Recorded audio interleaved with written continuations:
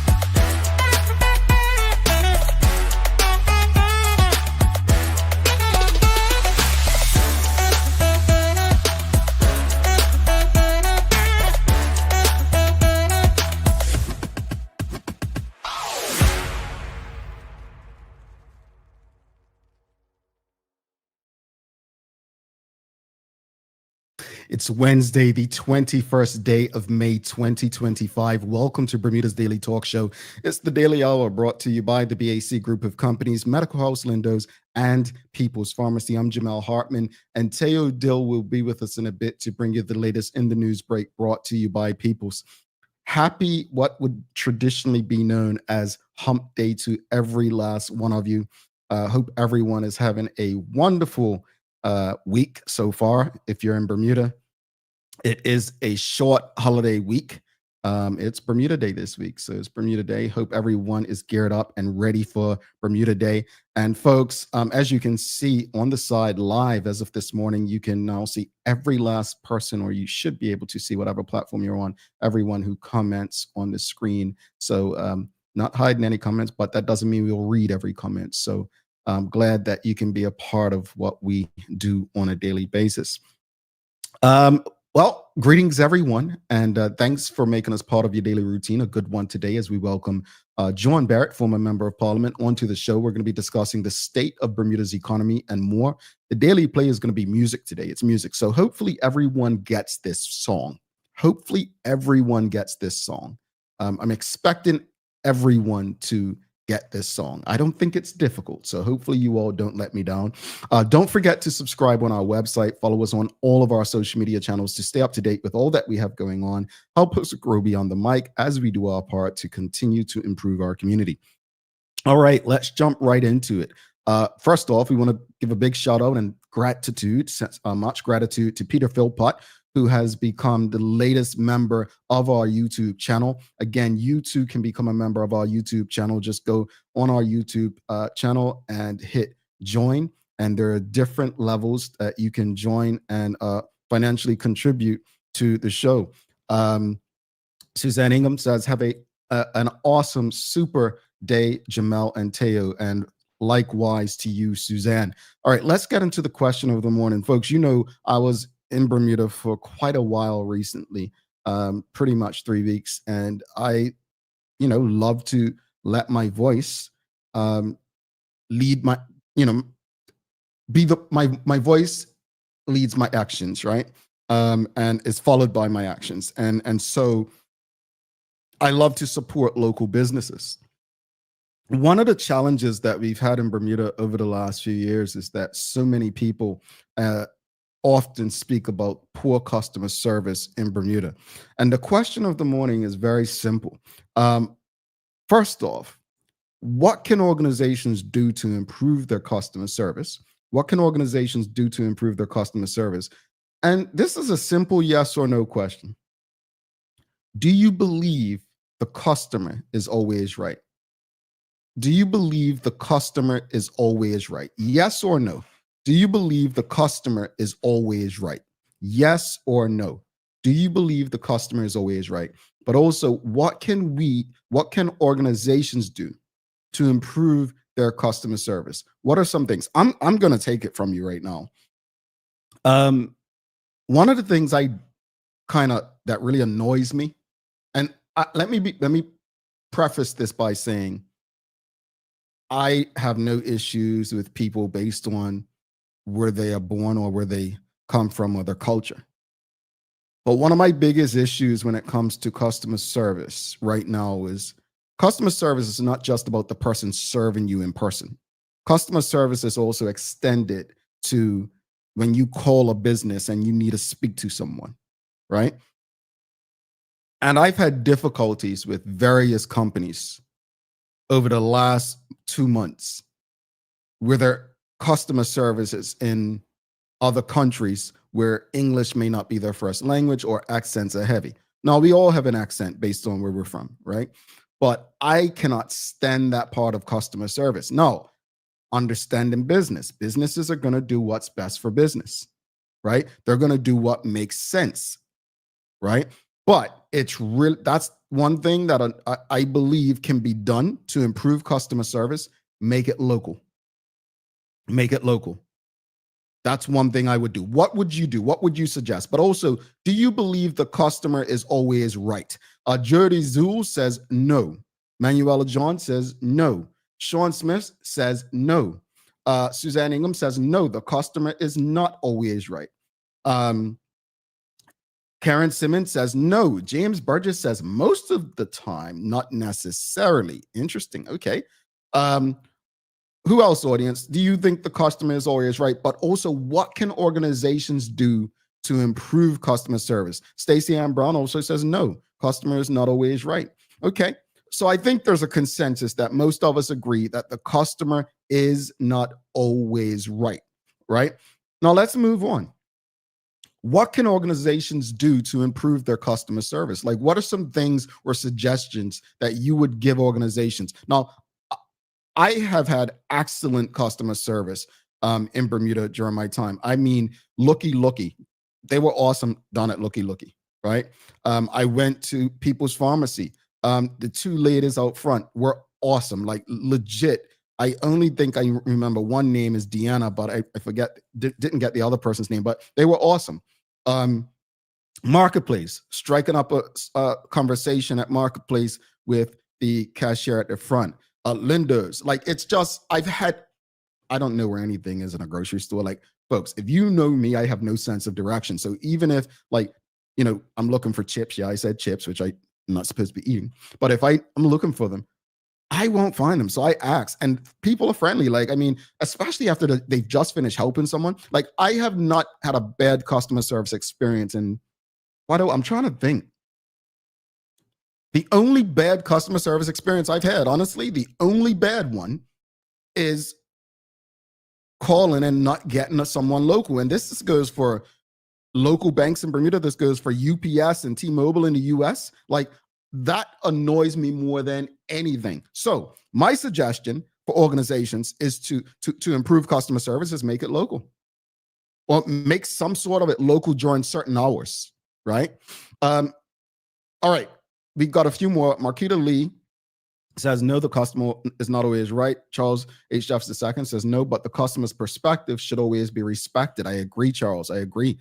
Shika Reyna says, greet me when I enter your business area. Ask if I need help. See, that's an iffy one, Shika, because there are some people who get annoyed at that. They be like, wow, can I shop? Can I look around first? Like, why are you hounding me? Yeah, you have people like that. So that's an interesting one. It's not all customers are the same, right? So you can't treat everyone the same, but that's an interesting one there. Michelle White says she agrees with Charles that the customer's perspective should always be respected. Again, what's the question of the morning, audience? What are your thoughts? What can organizations do? What can organizations do to improve their customer service? Sean Smith says to improve customer service, always ask for reviews and read them, plus continuous training. Okay. So audience, you all have probably filled out one, but every year, the final quarter of the year, October, we always send out a survey, right? For the daily hour, we always send you a survey. Part of that is customer service. Part of that is finding out what are your interests and what can we do to improve. That's why we do it. Your feedback is imperative for what we do. So we don't do it just because we want to collect your data. I mean, think about it. You put your email in. When was the last time you received an email from the Daily Hour? Some of you probably never. We really take the emails in case you win the prize, right? For filling out the survey. So again, I agree. Ask for reviews, ask for feedback. Ask the customers what they'd like, what their needs are. I also agree with Sean where he says continuous training. One of the things I have here is invest. Invest in customer service. Invest in your people. That's important. It's important. What else, audience? What else? And if you haven't already, please make sure you share the link with your family, your colleagues, your friends. Make sure that you are sharing the link, folks. Make sure you're giving us a like, whatever platform you're on, LinkedIn, Facebook, YouTube, Twitter X, Instagram. Make sure you share the link for your friends, family, colleagues, and the like. James Burgess also said, I suggest that they have a training class in the business. Yes, absolutely. Investing in customer service, investing in your people, right? And customers' needs change, right? Customers' needs change. Like, what? Think about it. As we spoke about AI and technology, right? So as AI and technology changes, so does the customer's needs. We've heard from Zach Munners from Lindo's, and they spoke about the self-checkout. Well, many customers may want to use the self-checkout because they may think it's quicker. Well, their needs change at that point.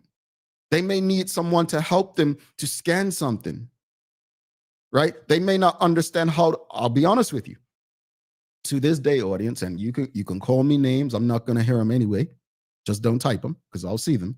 But I still have a challenge when I do self-checkout by force.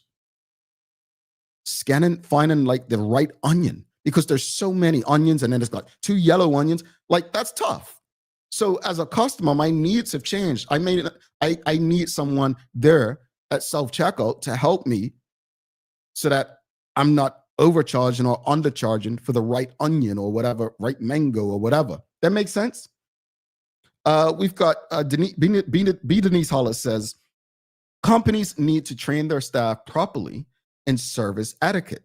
Okay, yeah, absolutely invest. Renee Simmons says, if an organization wants to sell their products and benefit from the sale, they should give orientation to their employees at the start and update their performance on a quarterly basis. Okay, so how do we collect? I know. Have you ever been on a call? Right, you've like called the customer service, and you've been on a call, and they say, please hold on after this call to do a quick survey. Do you all actually do the surveys? Like, I want to know, audience, yes or no? Do you ever do the surveys? Do you complete customer service surveys? Do you do them? Let's get this, because we know what we want, but do you complete customer service surveys? Yes or no? Do you complete customer service surveys? Have you done them? While you're doing that, Suzanne Ingham says, I agree, Jamel. Make customer service local calls for daytime. Once the place is closed, make it overseas calls. It's not often I get lousy customer service. Many have very good people skills. Yeah, I'll be honest. I haven't had really poor customer service from locals in Bermuda. My only concern with customer service is what we've received. Well, what I've received calling these larger companies. But do you complete customer service surveys? Do you do them? Yes or no? Stacey Ann Brown says sometimes. Okay, for those who are saying sometimes, what are the sometimes? Like when you have time or when it's a good or bad thing? Because let's be honest, some people only write reviews when it's bad because they're angry. Like more people, I mean, I write nice reviews when people ask me to or remind me to. I try not to write bad reviews because I look at things from a business sense. Okay, maybe it was just me, which is probably not good. But do you complete customer service surveys? Diane Elliott says sometimes. Suzanne Ingham says, yes, I do the surveys. Manuela John says sometimes. James Burgess says, I get service from Pronto and they are very helpful with their services. Renee Simmons says, yes, I do, especially with technology providers. Kelly Clark Madeira says, yes. Sean Smith says, no, but I have been told that my call is, I've been told that my call, he means my call, not my call, is being recorded for training purposes. Yes. How do you all feel about that? Your call's being recorded for training purposes only. How does that make you feel? I feel some way about that. I don't know about you, but I definitely feel some way about that. Um, Richard Scott says sometimes depends on the length of the survey and the amount of time I have to complete the survey. Okay. Yeah. Okay. Yeah. I mean, I'm gonna go with sometimes, and I'll tell you why sometimes. I had to take my car to the dealership for a recall recently. And when I was leaving, the gentleman had asked me, he said, hey, gave me his card. Can you give us a review, please? I said, oh, absolutely. And I really intended to do the review once I got home, but I had a meeting and life happens, right? And I forgot and I couldn't find the gentleman's card. And then I got a text that day to do the survey, but forgot the gentleman's name. And so if I don't do a survey right away, chances are I may not get around to it. And I felt bad for it because they were really good. They were really good. But surveys matter. And I want to encourage us to do surveys if we have the time. Because many of us, our needs change, right? We're getting, hate to say it, but we're getting older, some of us. Well, all of us, not some of us, all of us, as if we're living, we're getting older. And as we get older, our needs change, right? And there are going to be things that maybe a year ago we didn't need that today we need. There was a time where you could go into a bank and cash your check at various locations. Now things like that are not seen as normal.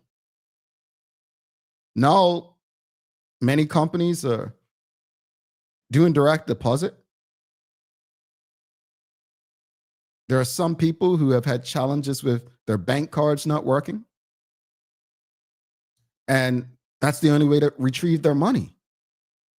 So their needs change. It's not about cashing the check anymore. It's about retrieving the cash. But if their card's not working, how can they do that? Our needs change. And customer service will have to evolve. Again, I believe one of my suggestions to companies around the world, make your daytime customer service local. After hours, maybe have it overseas, but local. And I know it comes at a cost. Invest in customer service. Train people. I was just telling a partner the other day, I could not work in direct customer service face to face with people with what people have to deal with. Because so many people still have this sense of entitlement as if the customer is always right. That is not the case. This is your daily discussion brought to you by our friends at Titan Express and Secure Trucking. Nicole Walker says, regarding surveys, it depends if I have time, but we'll do it, especially if I receive exceptional service. Manuela John says, when my call is recorded, I wonder my number or email address is captured. Interesting. But some may be recorded without warning. Is it? I wonder if it's law. I wonder if it's law that they have to tell you it's recorded. I'll have to check on that. Michelle White says, customer service, there's a show called TDH. Certainly, they should be reported for making people late for work. Oh, well. There's one person who's let us know publicly that we make them late for work. And, I apologize to their employer. And the feedback we get is never to make the show end on time. And we did ask you all, should we make the show an hour earlier? And the majority of you said no. So we did ask for your feedback regarding that. So my apologies, my sincerest apologies, our team's apologies to you all. What else, audience? What can organizations do to improve their customer service? We ask you all the time. Again, some of the questions in the Daily Hour survey were that, like, would you like to see the show an hour earlier? Some of the feedback was, our data plans in Bermuda are bad. Can you all get on radio so I can continue listening to you on the way to work? I know people were asking for a podcast for a while, but truth be told, I mean, just listen to the audio on YouTube. You don't have to watch; you can listen, right? Um, and that's across various platforms, even our website. So, um, customer service is all about responding to the needs of the people. We've got a guilty conscience out there. Headley and Swan says, "Be quiet, JH." I guess that's the person who went public about being late for work. What else, audience? Do you have anything else? What can organizations do to improve their customer service? What can they do? Let us know. And I just want to check Instagram because I know we neglect you. Hold on. Let's see. The gram. Okay, no comments on the gram. Okay, cool. Because I know we don't pick you guys up. All right, let's give some love to our partners, Daily Discussion, Titan Express, and Secure Trucking. And then we'll bring Teo Dillon for your daily hour news break. The Daily Discussion is brought to you by Titan Express and Secure. Visit TitanEXBDA.com, your leading tour and transport provider specializing in Black History tours throughout the island. And SecureBDA.com for all your property management, waste management, residential, and commercial trucking needs. Professional, punctual, and reliable service is our commitment to you. All righty, welcome back to Big Show. Let's bring Teo Dillon for your daily hour news break.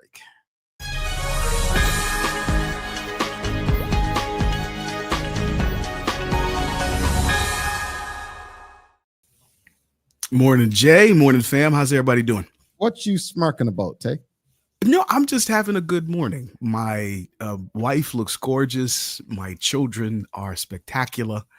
And I prepped their lunch. And I am, okay, I'll be honest. I was a little late getting here to sit in the chair in front of you right now. I was supposed to be here like 3 minutes ago, and I feel guilty about it. Oh, but all that other stuff was true. But no, because I was about to say, so are they not spectacular any other morning? Is your wife not? Like I'm gonna do that to you. I'm gonna get you on the couch. No, I don't. Honestly, I don't need any help. I do that myself. To be real, you're telling the absolute truth, folks. Yeah. No, real quickly before we get into the news break, couple things. We had the question about customer service, right? And I have a contribution to that. In fact, please, thank you. Okay, now I was at the Bermuda College, one of the most important and essential institutions on the island for about 10 years. Mm-hmm.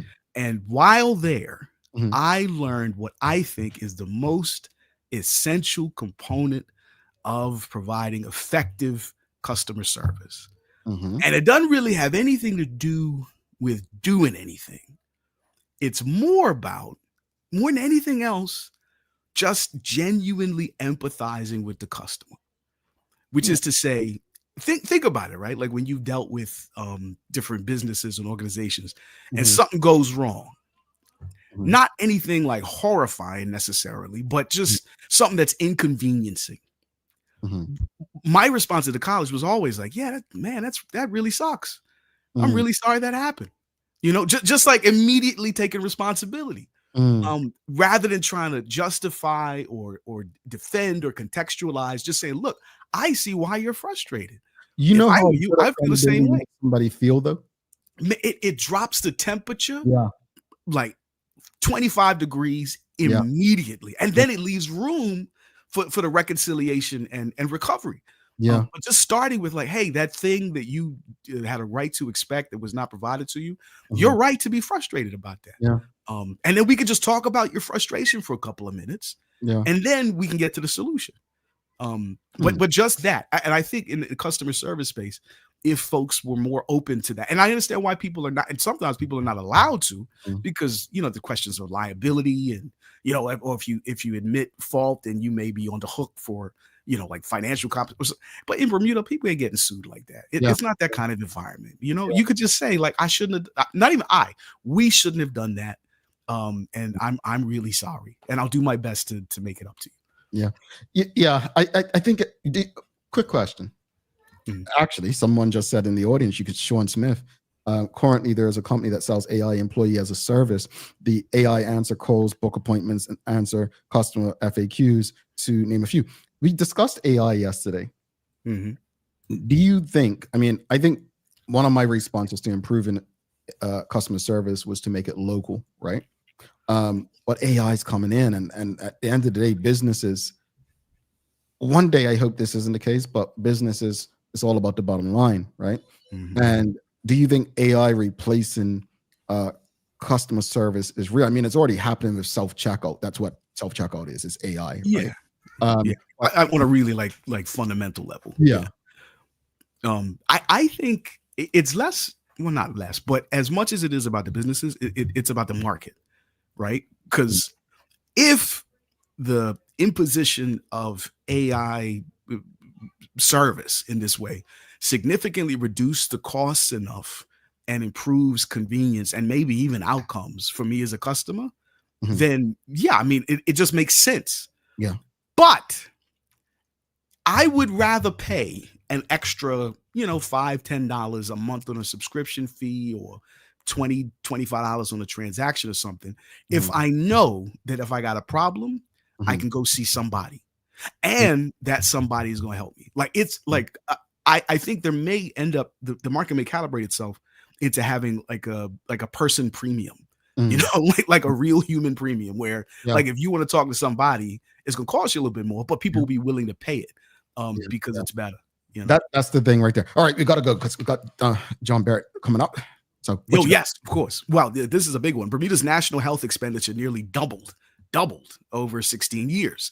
The Bermuda Health Council just published their national health account data set covering the period between 2007 and 2023. And some of the key data points between the 5 most recent years, that is 2019 to 2023, aka just before and after COVID, are that local spending dropped by about $50 million between 2019 2020, and then the following year, before bouncing back to the more representative numbers by 2021-22, hitting $817.6 million overall by 2022-2023. So if this trend continues, this is the number I really want you to think about. We'll be spending over $1 billion a year just on healthcare within the next decade or so. That's not good, man. $1 billion on doctors, medicine, services, all that. Now, this point, we'll get there. This point was underlined by the Bermuda Health Strategy 2022-2027 document recently published, which broke down where all the money goes. Some of the, as you can see here, the notable numbers that we spend $50 million a year or so on local pharmacies, nearly $100 million on overseas care, and more than $300 on King Edward, and nearly $500 million on insurance premiums alone. Yeah, I'm trying to think. Did I read something in the budget that says that's the government's biggest expense? That's where I heard that recently, I think, and I was shocked, honestly. That's normal, like throughout the developed world. Like this is just how things work. I think you can think of it. I don't know if this helps at all, but to think about it as a consequence of progress, right? Better medicine, better services, people die less, and they live longer lives, which means that they need more stuff and more medicine to keep them going. So I'm not saying it would be necessarily better before, when our annual life expectancy was lower, but this is just what it is. So Bermuda's on the way to spending $1 billion a year in healthcare, not forever from now, like maybe by the time TDH celebrates its 15th anniversary. This is what is interesting. We are not anywhere close to being alone in being burdened this way. In fact, the country on the earth that we're most similar to and compared against is getting beat up by spiraling health costs, just like us, as of earlier this year. Check out what's going on in Cayman. Cayman Islands government budgeted $14.4 million for tertiary healthcare in 2025, but updated forecasts now place the real cost at a staggering $60.5 million. That's more than 4 times the original allocation, and it's not the only area of social support seeing a surge. Government assistance programs have also ballooned. Financial assistance rose from $12 million to $35.2 million, and pensions jumped by over 60%. I thought Cayman was 10 times better. No, it isn't. And that lady you see right at the end of the clip, she's the Cayman Auditor General, and she has been and is beefing about the unreliable budgeting, just like we've got here in Bermuda. So I just want to underline, like, one of the things that I think is just so masochistic is that we say things like, oh, only in Bermuda, you know how Bermudians are, blah, blah, blah. Yeah. No, like this is just a people thing, and more to the point, small island community thing. Fair enough. So with all that said, we still have it bad though, as the second most expensive place on the planet when it comes to healthcare spending per capita, just behind the US. But the place that's third on the list has some of the best outcomes on earth when it comes to healthcare, some of the best satisfaction rates and overall buy-in from the population, and they spend more than Americans do. They do spend more than Americans do on things like copays. Can you guess what country that is? They spend more than Americans, but they're much, much, much happier, and they got better outcomes overall. Canada? No, Switzerland. I was going to say Sweden, Finland, or Switzerland. Yeah, Switzerland. But I think we can go into that another day, because there's another story that is even cooler than that. So, in other news, another one-of-a-kind species has been found here in Bermuda, down in the Walsingham Cave system.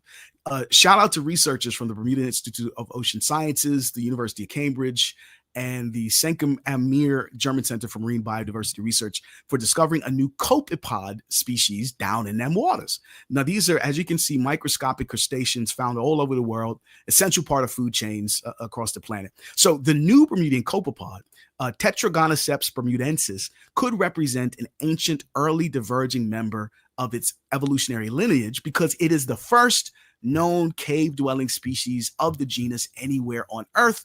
But guess what?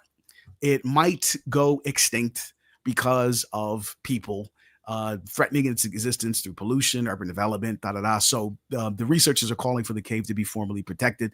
But the fact that this is the thing that is extraordinary to me, Jay, that like in a place this tiny, that people have lived here for centuries and centuries, that we can find new anything, let alone a brand new species. Yeah.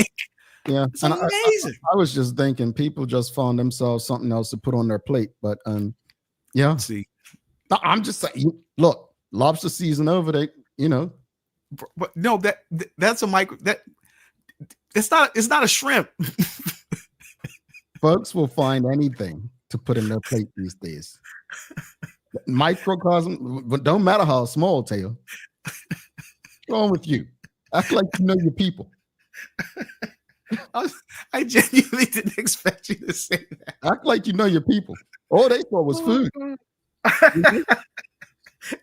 that's food for squid and not for people. That's not people food. Oh, that's who. Says who? Don't act like you don't see those videos online. No, but the thing is, okay, all right, yeah. Actually, no, you know what? I just watched one of those videos of some random person from China walking around the beach just throwing things in their mouth.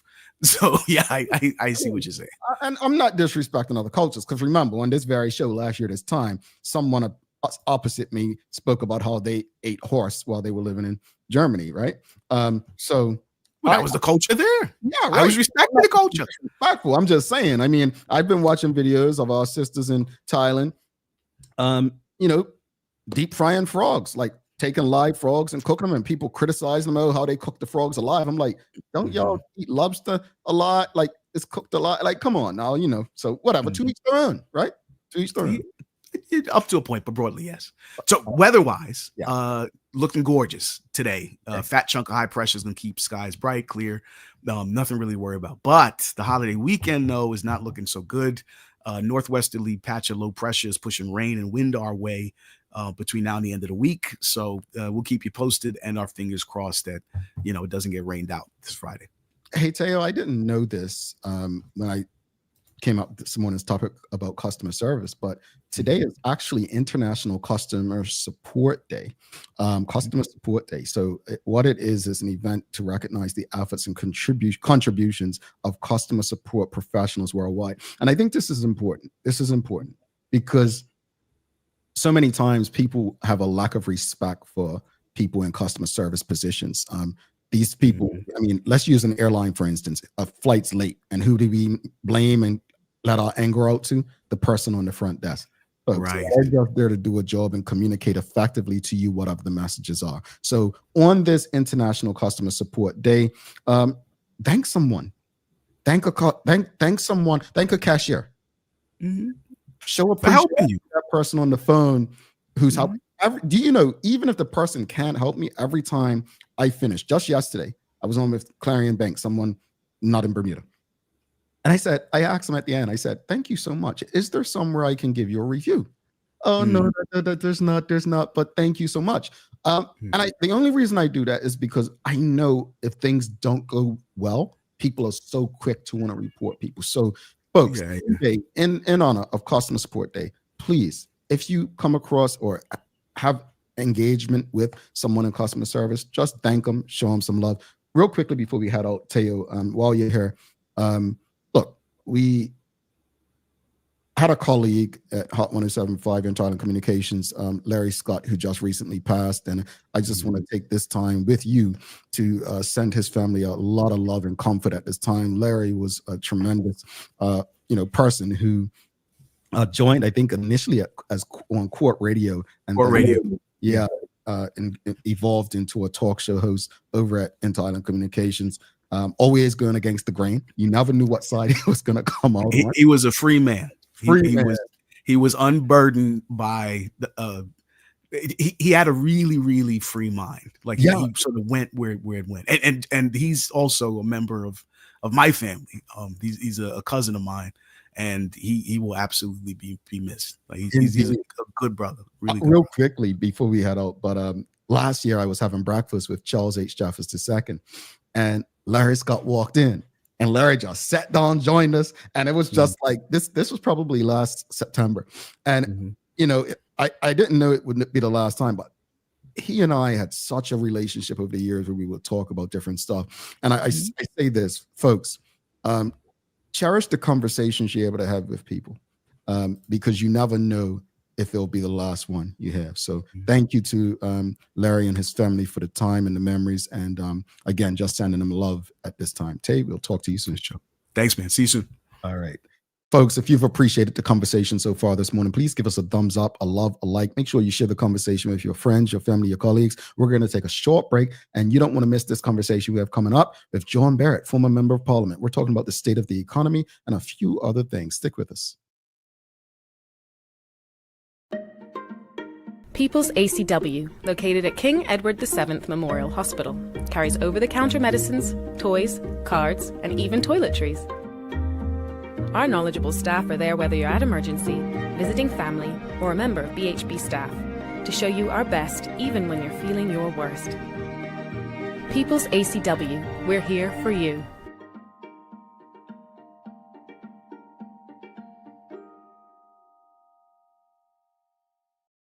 Hi there, welcome to Medical House. We're located at number 6 Bakery Lane. I can't wait to show you all of the great stuff that we carry. Come on inside, let's see. Long days, long shifts, you no longer have to endure comfortable underwear. Designed by nurses, we now offer premium undergarments by Swoop that are unique, fun, comfortable, and functional. The only underwear you'll ever want to wear. Who says high quality functional products can't be stylish and comfortable at the same time? See it all at our new expanded location on Bakery Lane. Attention home renovators and design lovers, your dream space starts here. The brand new Kohler retail showroom at BAC Group is now open, bringing you up to 35% savings on all Kohler products at U.S. manufacturer suggested retail prices. That means no extra fees, no freight, no wharfage, no duty, no document processing fees, just pure cutting-edge Kohler design at unbeatable value. From sleek kitchen and bathroom faucets, vanities, toilets, to statement sinks, walking tubs, and spa-worthy bathtubs, BAC brings innovation and luxury within reach. Visit the BAC showroom on Mill Creek Road today for style, quality, no surprises. Just color from BAC. Discover Drop It, your go-to grocery delivery. Browse and select from a wide range of groceries, from fresh produce to daily essentials. Our friendly drivers deliver fresh groceries to your door fast, saving you time and hassle. With Drop It, you get fresh groceries delivered fast so you can focus on what really matters. Drop It, freshness at your doorstep, delivered to your door with Lindo's. Why go anyplace else? Dreaming of expanding your business? With BDC's Loan Guarantee Program, we support your ambitions. Get up to 75% guarantee on bank or credit union loans up to $300,000. Just your vision and our support. Apply today and unlock new business opportunities. BDC, Bermuda Business starts here. Welcome back to The Big Show. I'm Jamel Hartman. It's the Daily Hour brought to you by the BAC Group of Companies, Medical House Lindo's, and People's Pharmacy. Folks, don't forget to subscribe on our website. Follow us on all of our social media channels to stay up to date with all that we have going on. Help us grow beyond the mic as we do our part to continue to improve our community. All right, without further ado, let's give a warm TDH welcome to our very special guest today. We've got former Member of Parliament John Barritt stopping by. We're going to be talking about the state of the economy. Get your questions and comments ready. Let's give him a warm TDH welcome. Greetings, sir. How are you? I'm good. Good morning, Jamel. Good morning, everyone. Thanks for coming back. I always, it makes me smile when people come back. It means that, we didn't treat them bad. No, it's enjoyable. I was like, he's not going to say I treat them bad, did he? No, the waiting hurts, but the rest of it's good. Thank you so much. Thank you. Well, real quickly, before we get into the conversation, Teo and I just spoke about Larry Scott. Actually, he's a former United Bermuda Party senator. What did you want to, what was your experience like with Larry? It was good. I thought Teo had him right when he said, you never knew which way Larry was going to go, but whatever way he was going to go, whatever he thought, he made himself clear. And that was really an admirable quality. And the other thing is, I always found him to be an up person. He was always optimistic or positive about it. That's not to say that he didn't see the things that were wrong, but he was always positive in his outlook about what could be done to correct them. And he always had a view.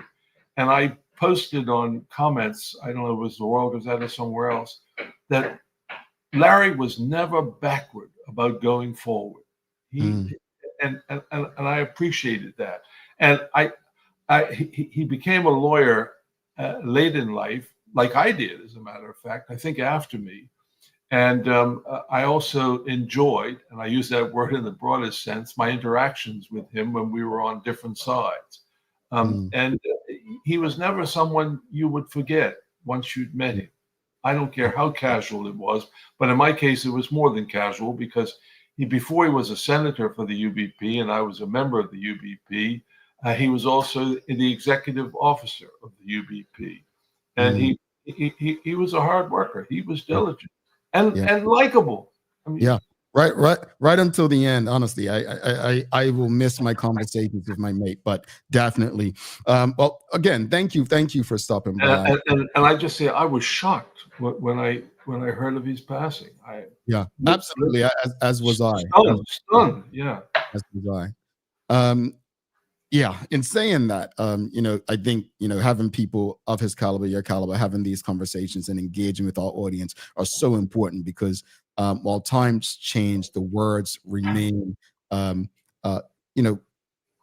they hit. And we just had the budget, which was, as we discussed last time you were on, much later than normal. But after hearing that budget speech, do you believe Bermudians should feel better about the country's finances going forward? My first observation about the budget was, and you may recall this, Jamel, you may be old enough to remember this, is all the conversation going into a budget and coming out of it was all about what taxes are there going to be and what taxes are going to be raised. On this one here, there was no such conversation going in and no such conversation coming out because there were no increases. That's astounding in a way. And in fact, there were not only no increases, there were decreases in different things. And whether they're duty on building materials, on motor vehicle parts, a reduction in the electricity that charge that government puts on things. Mhm. Even the land tax base is going to go down, license fees on private cars. And all of that, I think, because politics, it tends to be broad strokes, would signal to most people that things are not bad, not bad at all. But that's not to say that looming in the background is the huge debt that we still have of close to $3.3 billion Mhm. and the need to pay that off. But that's way, for a lot of people who are struggling and getting by on a daily basis, that's way out there. It's almost intangible. I wouldn't say incomprehensible, but it doesn't seem that anything that troubles them right now. What troubles people right now is the cost of living. And now we come to the state of the economy. And all the indices, all the normal indices, well, the standard indices that people tend to use to measure an economy, all look pretty good. But you just mentioned, yeah, I want to touch because you mentioned the debt just now, sir. You mentioned the debt, and a lot has been talked about the corporate income tax. Let's say Bermuda's successful in generating consistent revenue from the corporate income tax. How do you believe the government should utilize the funds? Should it all go toward the debt? Like, what would your suggestions be? I wouldn't. Can I just sound a note of caution? I wouldn't start planning on that until it actually happens, till it arrives. And let me say this: I'm not trying to be a Debbie Downer or negative, but that we need to see exactly what happens when that unfolds, and then we need to decide how we could best utilize it if and when it starts to happen. And it may be that paying down the debt is a priority. None of us know what lies around the corner here. And again, I'm not trying to be overly pessimistic, but we saw that COVID pandemic struck us out of nowhere, and that's how we got into some of the debt that we have, because we had a national crisis we had to deal with. So I'm not one to plan what to do with it. We can certainly look at the options that we have with respect to that money when it starts to come in, but it needs to be put in the context of what we are facing at the time. If nothing's changed, then it would make sense to start to put some of that money on our debt to pay that down, because currently we're paying about $128 million a year in interest. And that would be enough to sustain some ministries. Other people talk about the roads, but I'm not one to jump ahead. And there's a reason why. It's not just what we do here in Bermuda, but we don't know what's going to happen with what the man in the White House decides to do or not do. And we've already seen what could have happened with our food supply, with the tax he wanted to tariff, or whatever you want to describe it, on ships that were Chinese made. Luckily, we got out of that. But who knows what's coming next with this tariff war? And it's hard to predict exactly what's going to come next. And I've said this before, I think even on your show, with respect to the corporate income tax. Mr. Trump, his plan seems to be, and he will browbeat, bully, whatever, people into bringing business onshore in the United States. He wants to make America great again by bringing jobs onshore. We haven't seen him turn his eye on the insurance and reinsurance business yet, but it's something that may well happen, Jamal. As you get a big event in the United States, hurricanes, these storms that are going on, tornadoes, fires. Who are the insurers? Where are they located? Why aren't they in the United States if they're making business? If they're doing business with us, what's it going to take to get them on shore?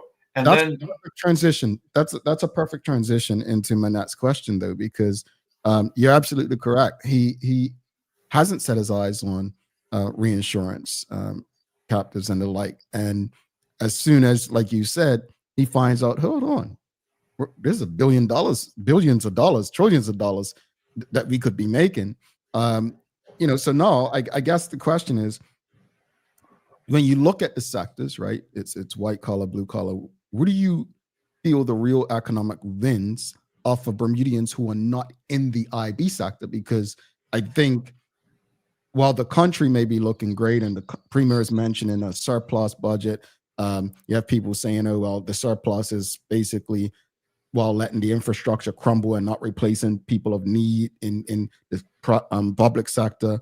But I think the biggest gap is those in the IB sector versus those who's not. Like, well, where are the wins for the people not in the IB sector right now? And when you say wins, you mean WINS, not WINDS. Correct. Although the two go very much together. Absolutely. I mean, there's no question that we are very IB dependent now. And I think if you want to talk about two Bermudas, your two Bermudas are those connected with or in international business, and then the rest of us. And the rest of us who are indirectly dependent and on international business as opposed to direct, they're the ones who are really in the trenches, I think, who feel the cost of living and the small increases more so than those in the international business. And when you look at our economy, you can see how that plays out in the retail section alone. Two things there is, first of all, people shopping online and bringing stuff in as opposed to supporting the local economy. Why? Because it's cheaper, and you can't fault people for wanting to save money. And that's the way it goes. And I used to tell, there's something I used to illustrate the point I'm trying to make with respect to two Bermudas. When you look at all the general statistics, the standard indices of how well we're doing, unemployment down, employment up, jobs up, and also I think some of the stats show that income across the board is up for people, inflation is down. But it's like the old story that if you go into the neighborhood bar and you're there, the average income of everybody is $49,000 a year. I'm just saying that off the top of my head. But in walks Bill Gates, and all of a sudden the national average goes up to 120,000. Right. And you see how the picture is skewed with the overall national statistic and standards. The real life of some people is completely missed in that picture. Indeed. Audience, if you have any questions or comments, please send them through. I want to shift gears real quickly. Something else that came out of the budget recently that has been a big topic of conversation has been what Minister Whitehorn spoke of, which is basically the headline from the where that was broadcasting policy to bolster creativity. Well, I don't know if you've had a chance to see it, but the government's new broadcasting policy pretty much aims to bolster creation of local content. From your perspective, how might this initiative impact the independence of media outlets in Bermuda? Well, I'm still trying to get my head around what is actually proposed. When it was first reported in the Royal Gazette, I remember the reported comment of Michael Fay, who's the opposition spokesman on this, that it was, he described it as fluff. And then somehow it escalated to a commentary that Big Brother is watching, Big Brother is coming, I think was the headline in the Royal Gazette. And that prompted me to look even more closely at it. And I think the line that stuck out for me that in the Minister Lightman's brief was this, that the government is going to look at content with a view to ensuring that it's accurate, appropriate, and aligns with Bermuda's social and cultural values.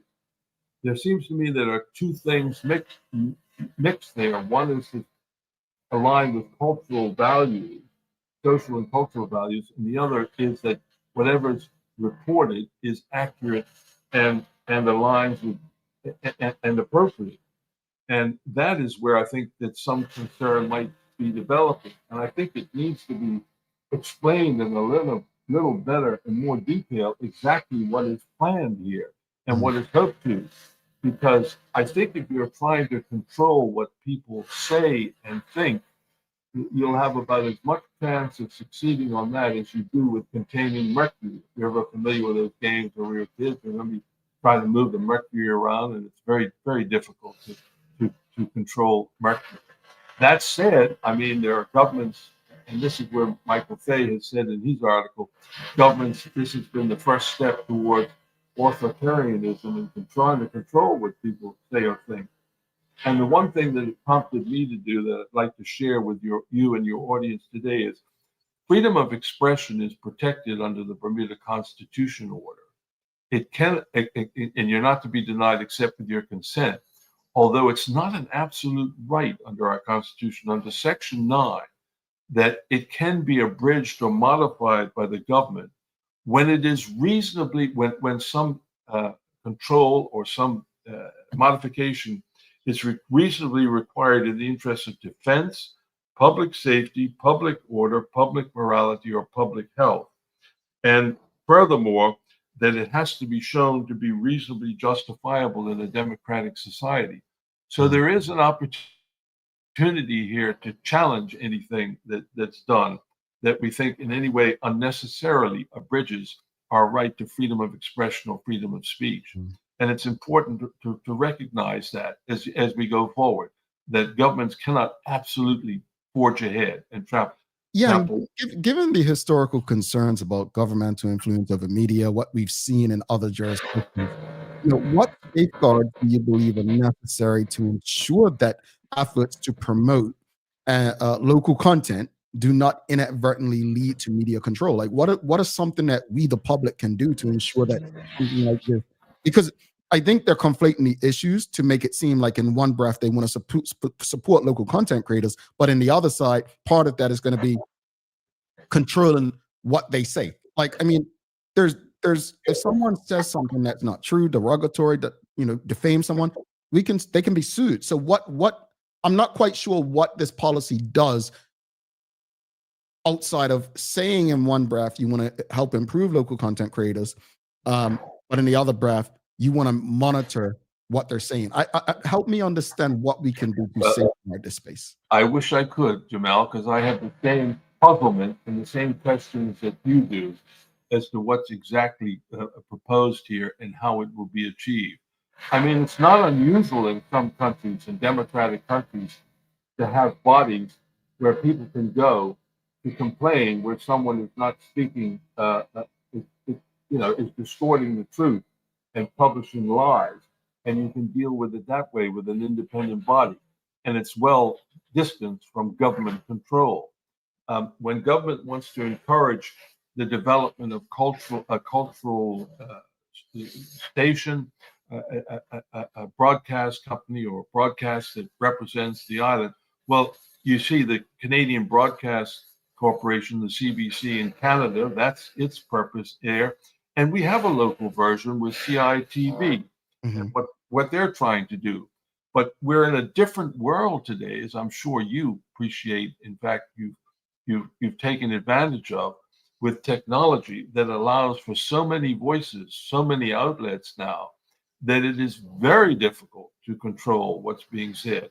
You see that it's what's his name, not Zuckerberg and others have given up, and then said we're not even going to try to police. The people can come on with their their willful lies and their willful distortions of facts, and we'll let the open market decide what's true and what's not. And that's a very if you see some of the stuff that's posted, it's unbelievable. I don't quite know how we're going to get around all that, but it's the willful distortion that you want to go after. Yeah. Audience, if you have any questions or comments for Mr. Barritt, please send them through. We've got Michael Daniels asking, how important to Bermuda is it for Bermudians with resources to engage in local investing? It is important.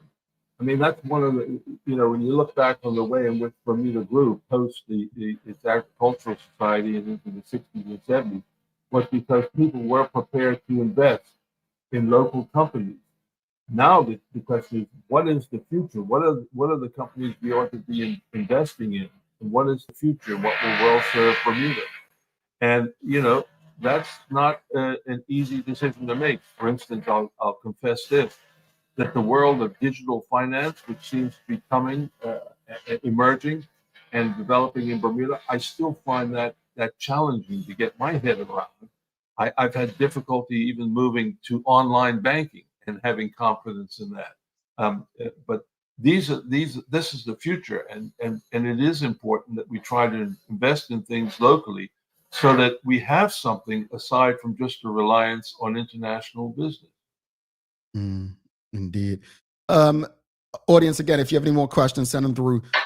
You spent quite a lot of years in the political realm. How were you able to balance the promotion? Because again, you're a media person, you understand media, and you're a lawyer. But how did you balance the promotion of national narratives with the need to maintain a free and independent press? Like, what lessons can current policymakers learn from past experiences as it relates to government interference with the media? Well, in my day, Jamal, it was decidedly different than it is today. Back then, you had the Royal Gazette, the Mid-Ocean News, the Bermuda Sun, Bermuda Recorder for a time, the Bermuda Times started up, the Workers' Voice.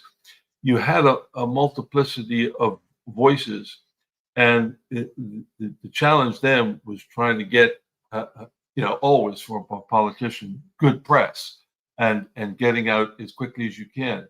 And then of course you had the broadcasting, ZBM and ZFB, and then after ZFB merged into ZBM, you also had VSB, and that competition, I think, is exceedingly helpful in a democratic society because it gives people different outlets.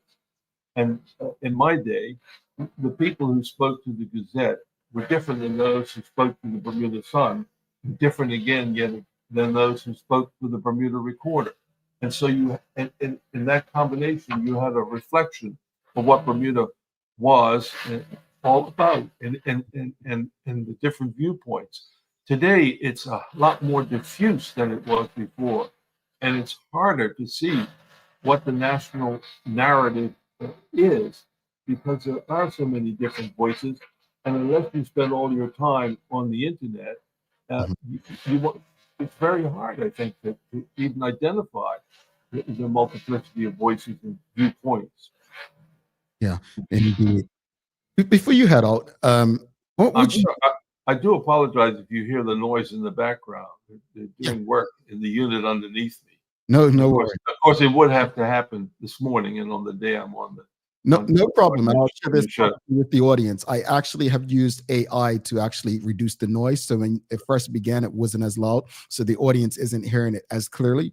AI helping the show, helping the audience, right? Well, that's the positive side, I guess, to AI. And recall the earlier conversation, and who knows where that's going to take us and what that's going to do for jobs. Read today, someone predicts at some point it's going to be the end of the human voices and human jobs at some point. Not in my lifetime, I don't think, but it's possible. But it's a frustrating experience as well dealing with AI. Yeah, oh, absolutely. Let's go to the audience. We've got a few more questions. WKD Lama asking, do you think it was a mistake to allow local companies such as banks and Belco to be sold to external companies? I believe service has suffered. That's a hindsight is always 20/20 vision.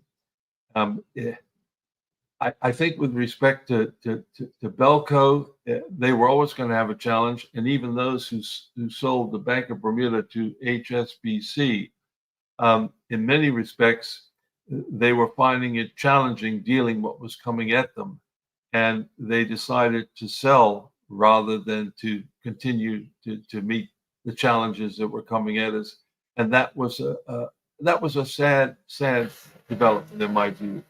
And we might have been better off, but you've got to have people who are committed and prepared to do the work, and it seems that we don't have that anymore. Yeah.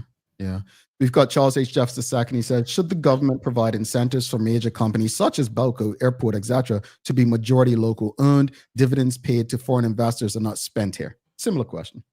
Yeah, no,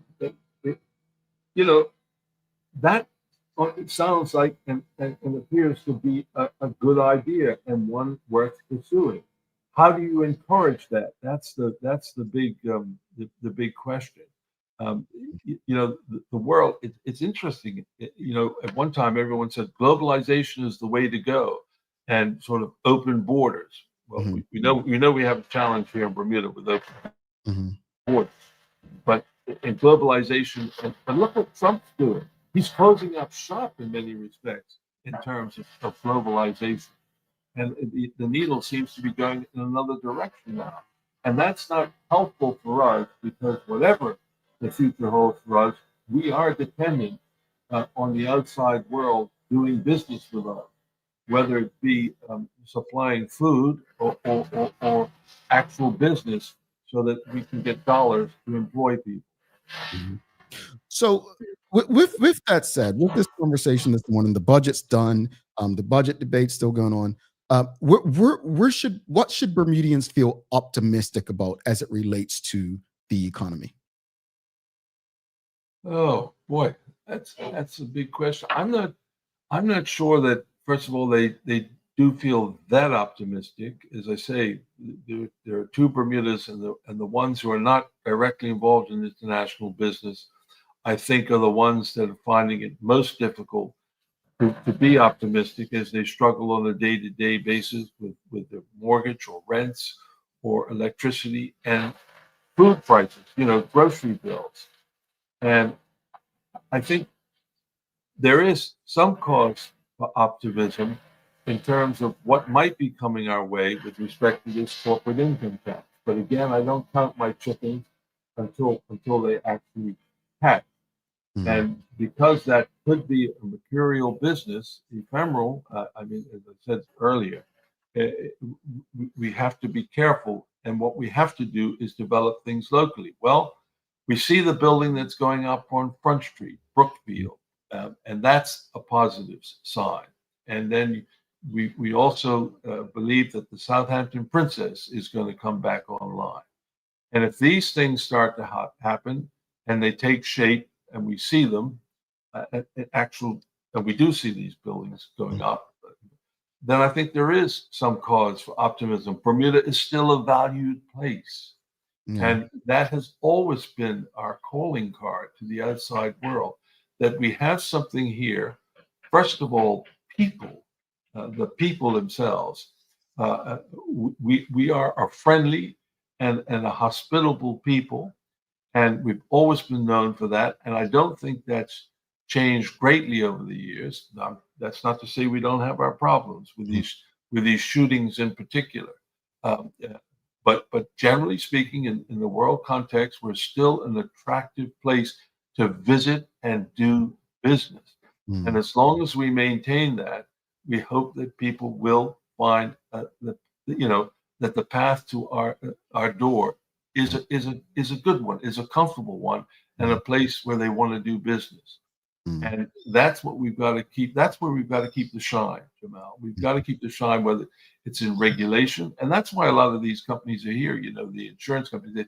I know Bermuda's described as a tax haven, but if you talk to people in the business, because they're all here, and because the regulation is one that they find light and suits them, that's a primary reason they're here. Not just because it's more attractive tax wise, although that's going to change a bit with the corporate income.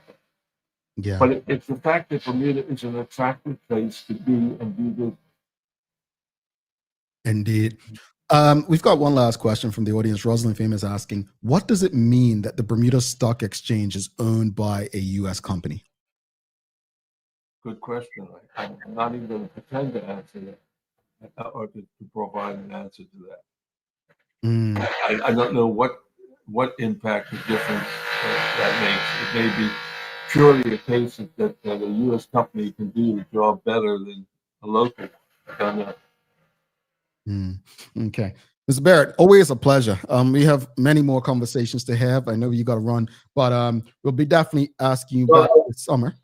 Thanks, Jamal. I hope it's been helpful. It has. The economy, I never pretend that I'm an economist. Now that I'm retired, I have my eyes keen on things like pensions and healthcare, which I thought that was a really interesting discussion that you were having with Teo before I came online.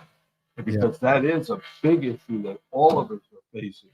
And when we talk about healthcare and how much it's spent, I imagine a lot of people in Bermuda like me said, well, oh, if that's all true, why is it that nurses and staff at the King Edward Hospital and have not been getting raises like everybody else? These are frontline people that we depend on, that we count on. And there's some, I mean, really good people at that hospital, Jamal, in terms of, that I've come into contact when I've gone in.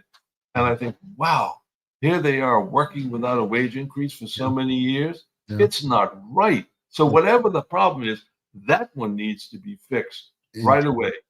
Indeed. Always a pleasure, sir. Hopefully we'll be seeing you back soon. If we don't see each other before your saucy dog flights make it to the Eastern Colonies, I wish you the best. Well, you know where to reach me. And I'm sorry I missed you when you were here, and then I missed again some tribute things because no problem. I've always had a good relationship with him. My interviews with him are right up there with yours in terms of the next one. In terms of FUN. Fun. I love it. Talk to you All soon. right. Have a great You too. Have a good Bermuda day. I guess you won't be here though. No, but I'll be watching. Yeah, it's a great day. All right. We'll talk soon. Check you later. All right, John Barritt, folks, if you appreciated the conversation this morning, please give us a thumbs up, a love, a like. Make sure you share the conversation with your friends, your family, your colleagues. We're going to take a final break. You all better not let me down with this. You better not let me down. You better get the Daily Play today. If you don't, I am holding it against you, and I'm going to be talking about you. Stick with us. We'll be back in a few. Hey, you all right, boy? I don't know, man. I finished running 20 minutes ago, and I feel like I'm still panting. Look like you need to recover. Try this here. New drink. Oh, you're like you want to go to the hospital in a few seconds ago. This will make you fast like Flora. Tastes good. Yeah. Yeah, bye. Hey, we again. I'm recovered, bye.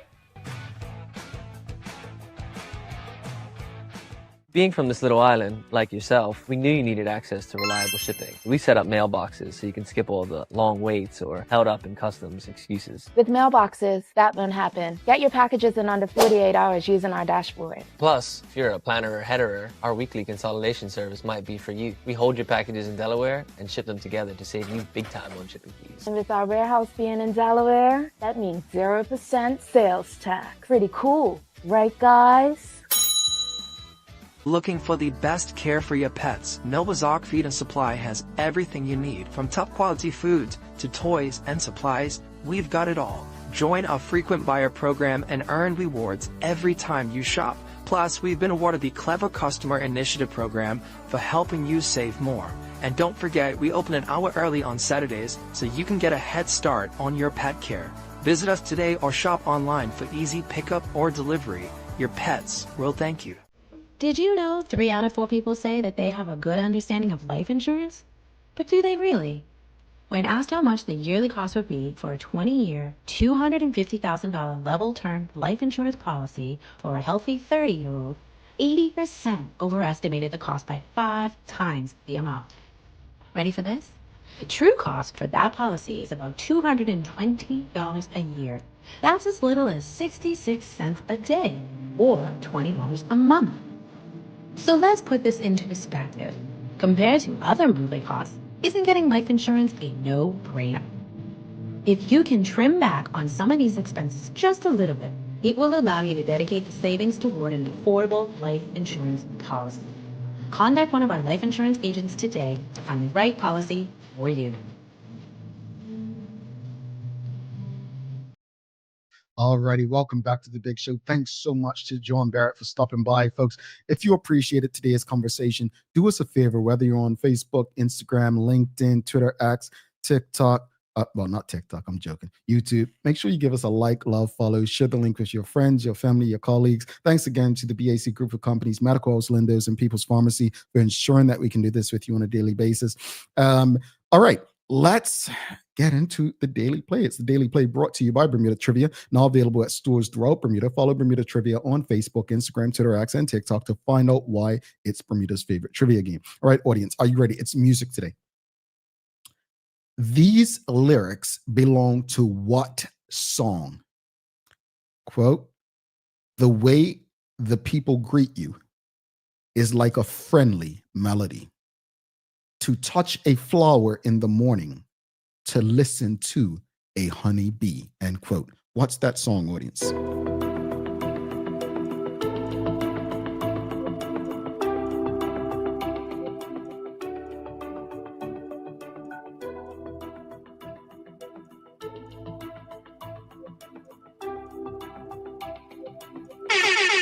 All right, Charles, it is not proud to be Bermudian. Chica Reyna, it is Bermuda is another world. Renee Simmons, it is Bermuda is another world. WKD Lama, it is Bermuda is another world. And Anthony Richardson, it is BDA is another world. It's a wonder world. I think you mean Bermuda's another world, Rosalind. Polly Rich. All right. Well, at least everyone knew it was a Bermudian song, a local song. Yeah, it was Hubert Smith. Bermuda is another world. 700 miles at sea. And the way the people greet you is like a friendly melody. To touch a flower in the morning, to listen to a honeybee, to hear a bird who sings a song, just to say that he is free. There you go. Bermuda is another world.